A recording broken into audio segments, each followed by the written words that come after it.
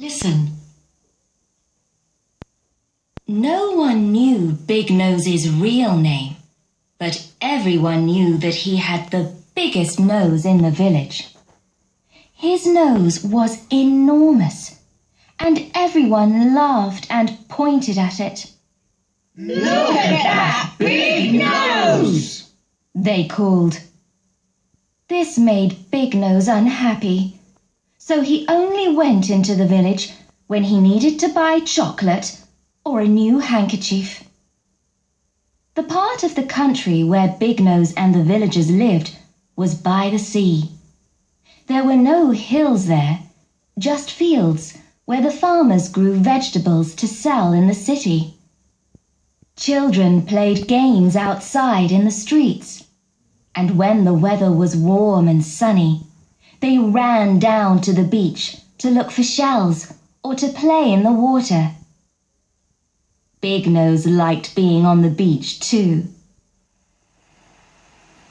He loved the smell of the sea, and because his nose was so big, he could smell very well. He could smell the dinner that people were eating on islands that were far away, and all the different fish that lived in the sea too. He liked the smell of octopuses most of all, and often caught them and cooked them for his breakfast. Big Nose could smell the difference between the north, the south, the east, and the west winds too. His nose could, perhaps, smell better than any other nose in the world. One evening, Big Nose was walking on the sand, enjoying the smell of the salt in the sea and the warm south wind, when suddenly the wind changed and started blowing from the north. Big Nose shivered. He looked at the sky and smelled the air.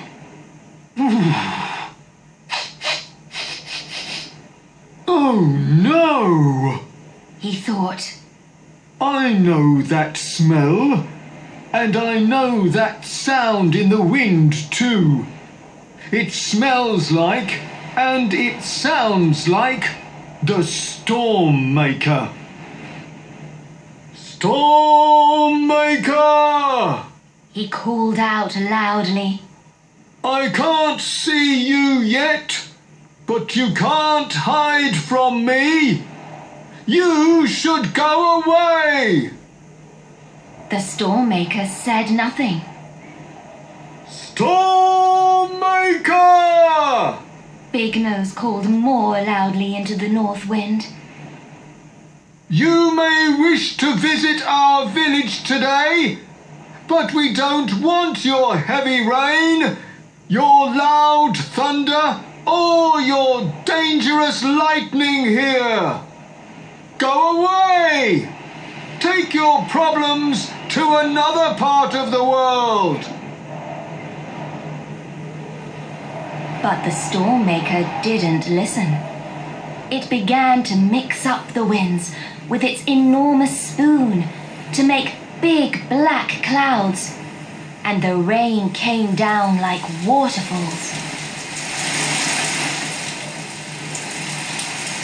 The waves in the sea got bigger and bigger, and Big Nose suddenly saw lightning that looked like a big silver knife cutting through the dark grey sky. Then he heard thunder that sounded like the angriest, most frightening drum in the world.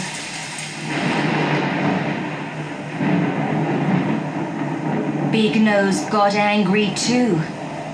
He stood up slowly and looked at the face of the Storm Maker and began to whistle at it.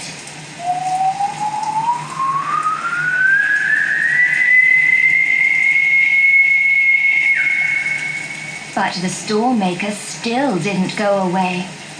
The sand blew and blew, the wind got stronger and stronger, and the rain got heavier and heavier. Back in the village, hats and leaves and umbrellas were flying away in the wind. Children were hiding under tables, and parents were brushing the rainwater away from their doors and worrying about the vegetables in their fields. Big Nose climbed to the top of the highest rock on the beach and looked straight into the eye of the storm maker. He took more and more air in through his enormous nose and whistled more and more loudly until his whistling was louder than the wind.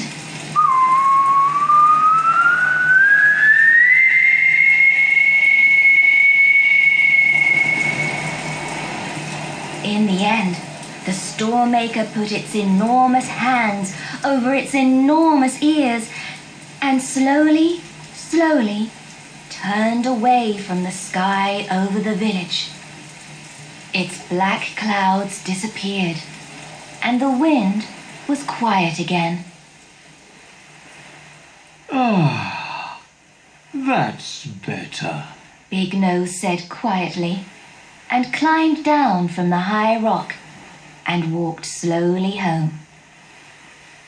And from behind the rock, 2 small children, who were too afraid to move or shout for help in the storm, got up, picked up their bags of shells, and ran back to the village.